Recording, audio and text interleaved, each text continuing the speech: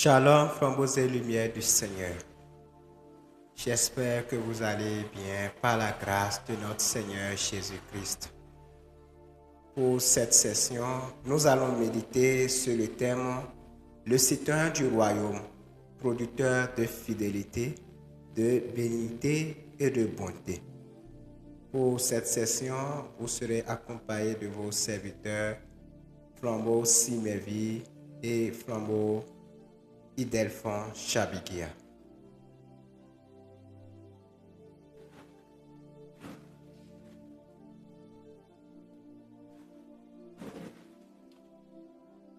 Lisons et méditons la parole de Dieu.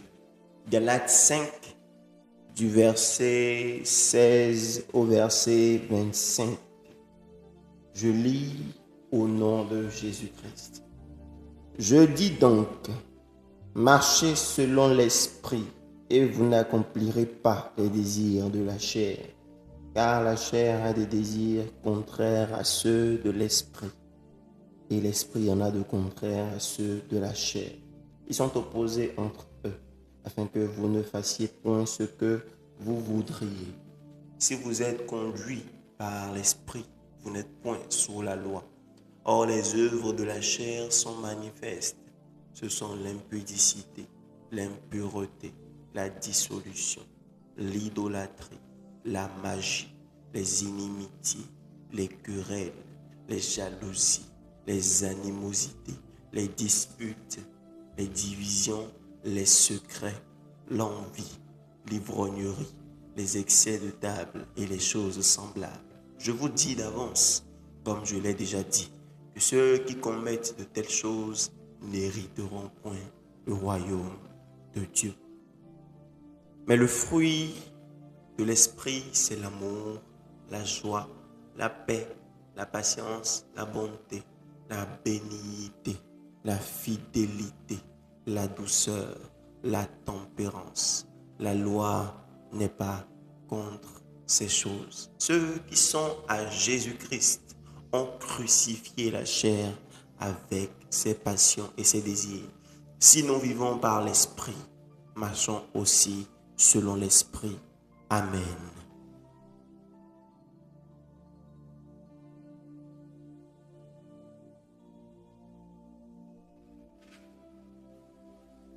Amen.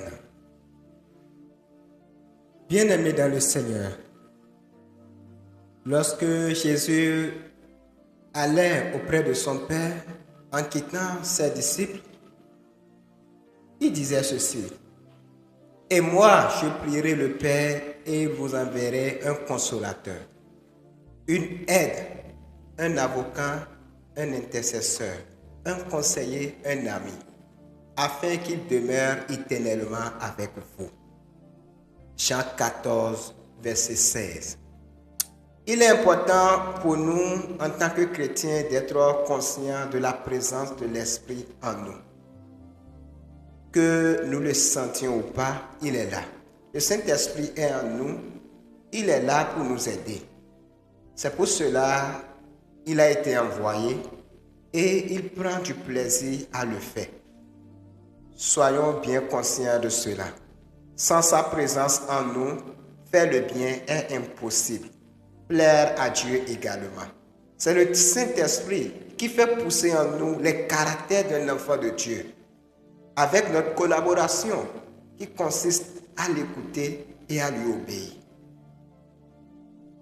Les caractères du citoyen du royaume des cieux qui nous intéressent dans cette méditation est la fidélité, la bénignité et la bonté. La plupart des 9 caractères du fruit de l'esprit sont tournés vers notre prochain. Alors, ce fruit, nous pouvons voir l'amour, la bonté, la douceur, etc. Mais, quand on parle de fidélité, il s'agit d'abord d'être fidèle envers Dieu, d'être fidèle envers Jésus-Christ. Nous avons reconnu Jésus comme notre Seigneur et notre Sauveur. Nous lui devons la fidélité alors. Dans l'Apocalypse, chapitre 19, verset 11, il est écrit: Réjouissons-nous et soyons dans l'allégresse et donnons-lui gloire, car les noces de l'agneau sont venues et son épouse, c'est-à-dire les rachetés, se sont préparées. Nous sommes l'épouse du Christ et une épouse reste fidèle à son époux. Dans le même livre, Apocalypse 2, verset 10, il est écrit: Sois fidèle jusqu'à la mort et je te donnerai la couronne de vie. La fidélité ne nous est pas demandée comme une tâche à faire et à achever. Il nous faut rester fidèles dans le temps et jusqu'à la fin. Jésus dit dans ce livre: fidèle jusqu'à la mort, pas fidèle pour un temps. Du moment où on fausse délibérément la fidélité, on ne peut pas être appelé fidèle. Tandis que cette promesse de la couronne de vie est pour les fidèles jusqu'à la mort. Oui, la fidélité, c'est jusqu'à la mort. Si nous vivons sur cette terre, les épreuves, elles viendront toujours.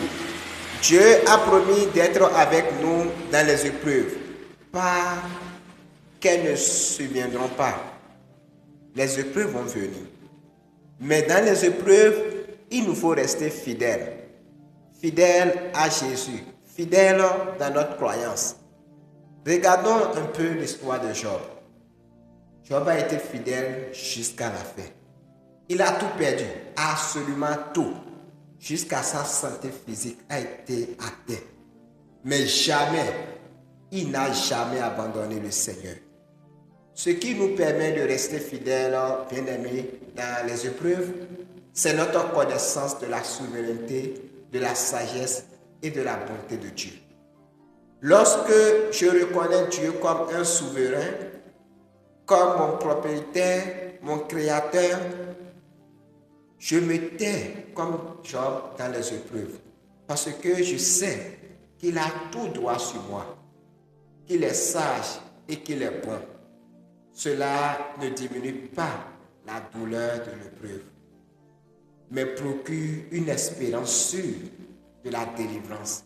En attendant cette délivrance certaine, le Saint-Esprit nous fortifie et nous donne du courage pour rester fidèles à Christ. Voyons Daniel, un homme comme nous, n'a-t-il pas demeuré fidèle dans l'adversité?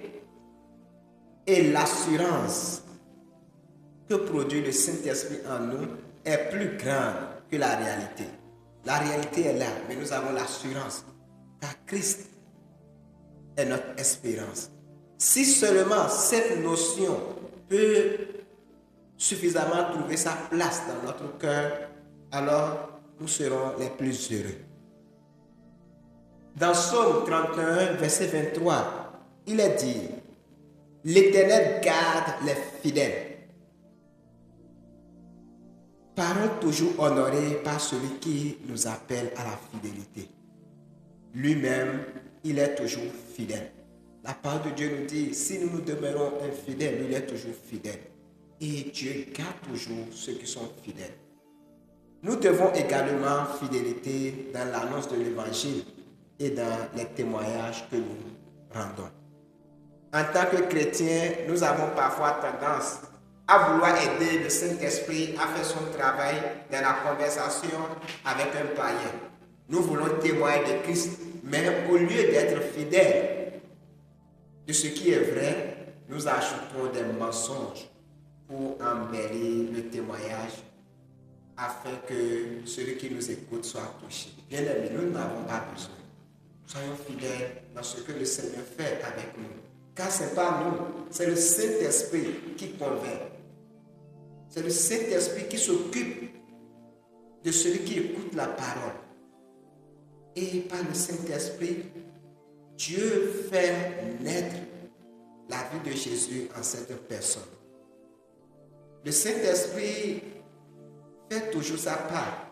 Alors laissons-le. Le témoignage corrompu par le mensonge ne sauve personne. Dieu attend de nous une fidélité parfaite dans tous les domaines de notre vie, dans le domaine professionnel, le domaine relationnel et tout le reste. Dieu attend notre fidélité en toutes choses. J'ai promis un bonbon, je reste fidèle à ma promesse. J'ai promis une sortie en famille, je tiens ma promesse. Même dans les petites choses, Dieu attend de nous la fidélité. C'est en étant fidèle dans les petites choses qu'on nous confiera de plus grandes. Voilà.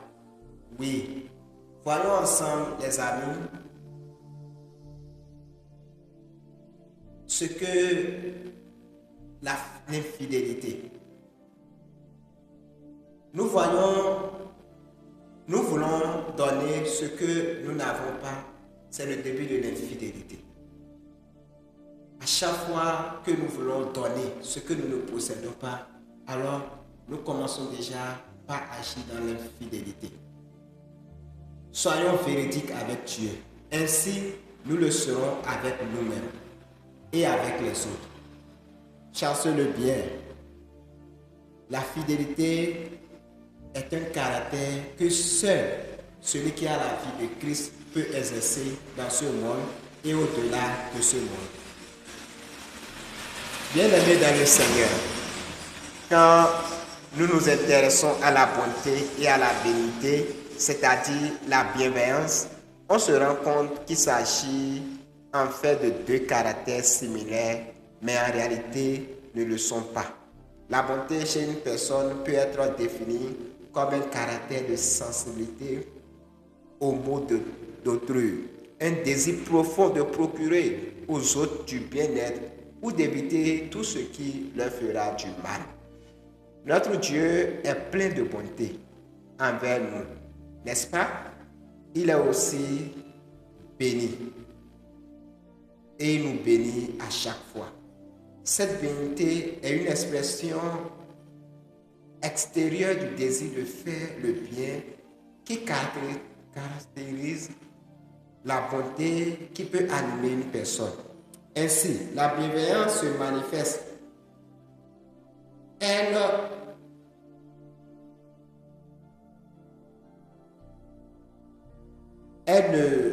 se manifeste à l'intérieur, fortement à l'intérieur de nous. Et elle s'extériorise de toute manière possible selon que Dieu nous en donne l'occasion. Une personne peut être qualifiée de bienveillant, quoique faisant le bien, d'un cœur ferme ou malgré elle. Mais le Saint-Esprit nous donne d'abord de produire le fruit intérieur de la bonté et d'en témoigner de toutes sortes, entre autres par la bienveillance envers les autres. Regardons un peu ce que fait Jésus lorsque on lui amène la femme adultère. Pour les docteurs de la loi, il fallait la lapider parce que c'est ce que exigeait la loi de Moïse. Mais le Seigneur demande à ce que celui qui n'a jamais péché lui jette la première pierre. Tous les accusateurs, en quelques instants, n'étaient plus là. Et s'adressant à la femme, Jésus lui dit, puisque personne ne te condamne, moi aussi, je ne te condamne pas.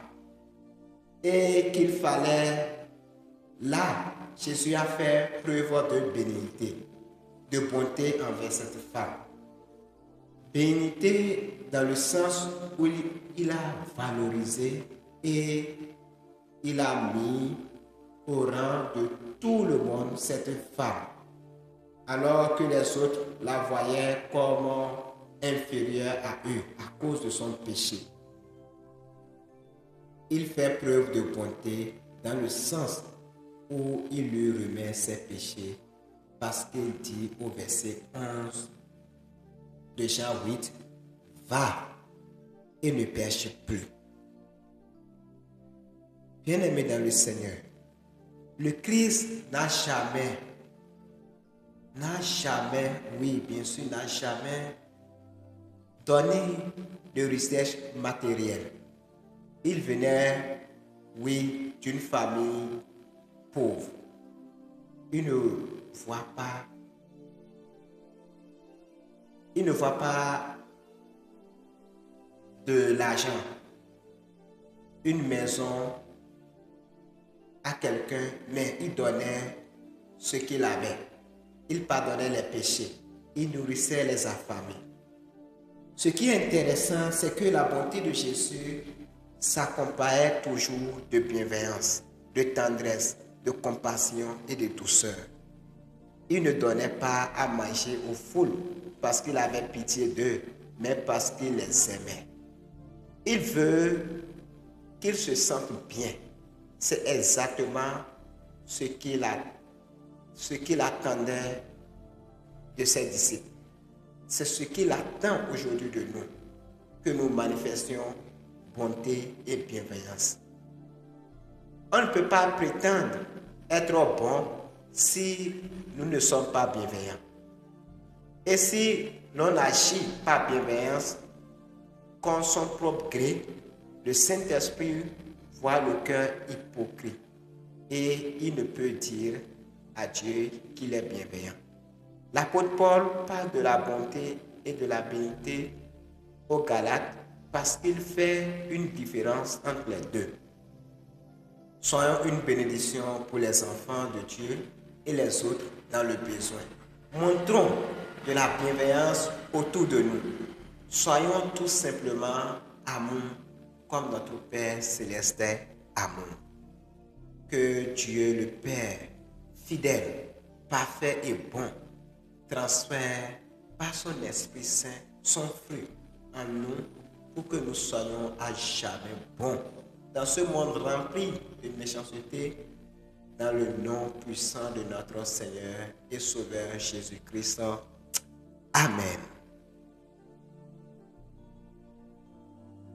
Bien-aimés dans le Seigneur, rendons grâce à Dieu pour ce message. Aujourd'hui, Dieu veut transférer ce caractère en nous. Dieu veut mettre en nous la bonté. Dieu veut mettre en nous la bénité. Dieu veut mettre en nous, oui, bien-aimés dans le Seigneur, la douceur. Il veut nous donner tout ce qui est en lui. Alors, disons-lui merci pour ce message. Merci Seigneur pour tout ce que tu nous as dit aujourd'hui. Merci pour ta parole qui est venue nous trouver. Et nous savons que tu nous sanctifies en instant même par cette parole. Car tu as dit, vous êtes sanctifiés parce que vous écoutez ma parole. Merci Seigneur pour cette parole que tu nous as donnée aujourd'hui. Que ton nom soit glorifié, que ton nom soit loué, au nom puissant de Jésus. Amen. Nous allons prier et demander à Dieu de nous donner d'être fidèles en toutes choses. De nous donner d'être fidèles dans notre vie quotidienne. D'être fidèles à la maison. D'être fidèles avec les amis. D'être fidèles à l'église. D'être fidèles dans nos lieux de travail. D'être fidèles dans nos lieux d'études. Élevons nos voix et prions au nom puissant de Jésus. Père éternel et tout-puissant, c'est toi qui es fidèle. Tu nous as dit, même si nous nous restons infidèles, toi tu es fidèle. Alors nous voulons ta personne, nous voulons ce caractère, transfère-le dans nos vies, afin que nous soyons toujours fidèles dans toutes choses. Nous voulons être fidèles dans nos relations, nous voulons être fidèles en famille, nous voulons être fidèles à l'église, nous voulons être fidèles à l'école, nous voulons être fidèles au boulot. Seigneur, accorde-nous cette grâce. Au nom puissant de Jésus. Amen. Jésus, dans la parabole du bon samaritain, il demandait, oui, à cet homme d'aller et de faire pareil. Nous allons prier pour que Dieu puisse mettre sa bienveillance en nous, afin que nous soyons bons envers les autres. Afin que nous soyons bons envers toutes ces personnes qui mènent sur notre chemin. Élevons nos voix et prions. Père éternel et tout-puissant, tu es parfait et tu nous demandes d'être parfait comme toi. Toi qui es bon envers tous les hommes. Nous te prions, Seigneur, par ta grâce. Donne-nous d'être bons aussi envers ce monde. Donne-nous d'être bons envers toutes les personnes que nous allons rencontrer dans notre vie. Oui, d'avoir la compassion. Oui, d'avoir pitié des personnes et de leur venir en aide, de leur faire du bien, afin qu'ils se sentent à l'aise sur cette terre, afin qu'ils puissent te reconnaître toujours, toi qui es bon pour l'éternité. Au nom puissant de Jésus, nous avons prié. Amen. Nous allons prier pour tous les malades. Oui, pour que Dieu puisse les guérir. C'est une manière d'être bon envers toutes ces personnes qui souffrent. Élève ta voix et prie pour toutes ces personnes qui souffrent d'une manière ou d'une autre. Père éternel et tout-puissant, maintenant que tu nous as rendus bons, nous voulons être bons envers les malades. C'est pourquoi nous prions pour toutes ces personnes qui souffrent et qui écoutent ce message en ce moment-ci, qui reçoivent leur guérison, qui reçoivent leur santé. Au nom puissant de Jésus, nous ordonnons à la maladie de quitter leur vie. Nous ordonnons aux infirmités de quitter leur vie et qui se sentent maintenant à l'aise dans leur corps, qui se sentent à l'aise dans leur âme. Que ta joie, que ton allégresse les remplisse, afin qu'ils glorifient et qu'ils louent ton nom, maintenant à jamais. Au nom puissant de Jésus, nous avons prié. Amen. Partageons la grâce et la bénédiction de la part de Dieu notre Père. Que la grâce de notre Seigneur Jésus-Christ, l'amour de Dieu le Père Tout-Puissant et la communion bienfaisante de l'Esprit Saint soit et demeure avec chacun de nous. Au nom de Jésus. Amen.